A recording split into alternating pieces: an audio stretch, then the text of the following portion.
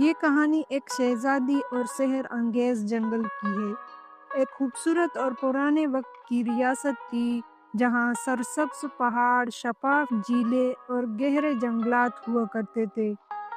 اس ریاست کی شہزادی عالیہ نہ صرف اپنی خوبصورتی کے لیے مشہور تھی بلکہ اپنی نرمی، عقل مندی اور بہادری کے لیے بھی۔ عالیہ ہمیشہ نئے رازوں اور کہانیوں کی تلاش میں رہتی تھی۔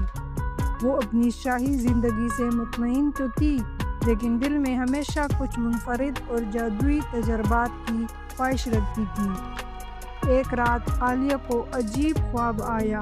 اس نے دیکھا کہ ایک جادوئی جنگل ہے جہاں ہر چیز چمکتی ہے، درخت باتیں کرتے ہیں اور پھول گاتے ہیں۔ خواب میں ایک روشنی اسے بلاتی ہوئی کہتی ہے، آؤ، ہمیں تمہاری ضرورت ہے۔ جب عالیہ جاگی تو وہ حیران تھی، لیکن اس خواب نے اس کے دل میں ایک نیا جوش بھر دیا۔ اس نے فیصلہ کیا کہ وہ اس جادوئی جنگل کو تلاش کرے گی، لیکن اصل میں وہ اپنے خواب کے جادوئی جنگل کی تلاش میں نکل پڑی۔ عالیہ نے اپنی گھوڑی چاندنی کو تیار کیا اور چند ضروری سامان لیا۔ اس نے اپنے والدین کو بتایا کہ وہ قریبی جنگل کی سیر پر جا رہی ہے۔ راستہ آسان نہ تھا، اسے کئی گھنٹوں تک گھنے جنگلات، پہاڑی راستوں اور دشوار گزار علاقوں سے گزرنا پڑا۔ بالآخر وہ ایک قدیم درخت کے پاس پہنچی جس کے تنے میں ایک سنہری دروازہ چمک رہا تھا۔ دروازے پر لکھا تھا، صرف وہی داخل ہو سکتا ہے جو دل سے سچا اور دوسروں کے لیے بے غرض ہو۔ عالیہ نے دروازے کو چھوا اور دروازہ خود بخود کھل گیا۔ جیسے ہی وہ اندر گئی، اس نے اپنے آپ کو ایک حیرت انگیز دنیا میں پایا۔ یہ دنیا حقیقت سے بالکل مختلف تھی۔ یہاں کے درختوں کی پتیاں نیلی تھی، پانی کوز قزح کے رنگوں میں بہتا تھا اور جانور انسانوں کی طرح بات کرتے تھے۔ ایک ہرن جس کا نام سفیدہ تھا، شہزادی کے پاس آیا اور کہا، ہمیں تمہاری مدد کی ضرورت ہے۔ سفیدہ نے بتایا کہ اس جادوئی دنیا پر ایک ظالم جادوگر ذلموس نے قبضہ کر لیا ہے۔ وہ جنگل کی ساری خوبصورتی کو ختم کر کے اپنی تاریکی کا راج قائم کرنا چاہتا ہے۔